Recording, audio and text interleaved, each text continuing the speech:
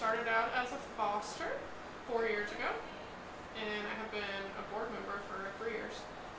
Why do you continue to support and foster? Well, I think my support started for the animals, similar to how it does for all of us. But I think as the rescue's grown, we've really seen what quality people we have that make up the rescue. The quality of our fosters and adopters is really unmatched. Each one of our fosters really loves each of their foster animals as their own, and time again shows their commitment to those animals. It's the people. Yeah, I think the people. You can kind of find dogs everywhere to foster. Yeah, there's no shortage of that, yeah. But it's hard to find people who are committed to their dogs through the good, bad, ugly. What is your favorite rescue story that you've been part of? I think I have to choose Kobe's. I'd get in big trouble if I didn't choose him. So I met Kobe at the Fort Worth shelter the day before he was supposed to be euthanized. Me and another volunteer were up there dog testing dogs, and he was one of many dogs that we dog tested.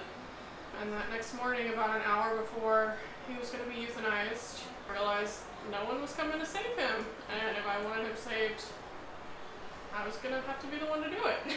So I reached out to the rest of the board and told them, you know, I think this is a really good dog. I think this is a dog we can find a home for.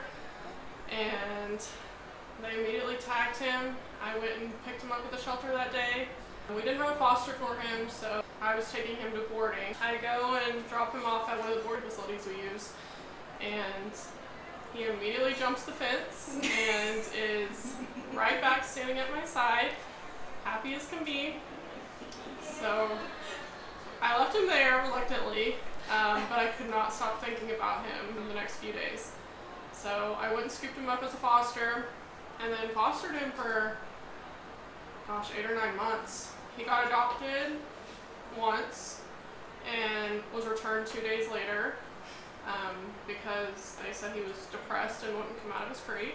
2 Christmases ago, we made it official and foster failed him, and he's been a part of our family ever since. He's taught me so much about dogs, about training dogs, about living with power breeds, high drive dogs. He's really just turned my world upside down what it means to be a dog owner. So, you got something to say about Kobe? So what are your talents?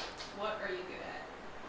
I think I am good at photographing dogs and telling their stories, thanks to hundreds of volunteer hours at the Fort Worth shelter doing just that. I think I learned parts of their stories connect with me. We don't always share that, so I started sharing that, hoping it would connect with other people like it connected with me, even if it didn't inspire them to adopt that specific dog or foster that specific dog. Hopefully they feel some sort of connection to shelter dogs. Do you feel like you found your passion? I think so. I mean, my passion started with the Fort Worth shelter. I think that's kind of overflowed into our rescue. It's an important shelter to all of us. It's a primary shelter our rescue works with. That'd be saving animals that are at risk of euthanasia due to shelter overcrowding, or those needing immediate medical care that otherwise wouldn't make it without us. What inspires you? I mean, I think there are a lot of things that inspire me. The biggest inspiration has to be my own dogs, though. They each have a different story, but I know that if they were back at the shelter, raised in the shelter, in and out of the shelter like so many of these dogs are, they wouldn't make it either.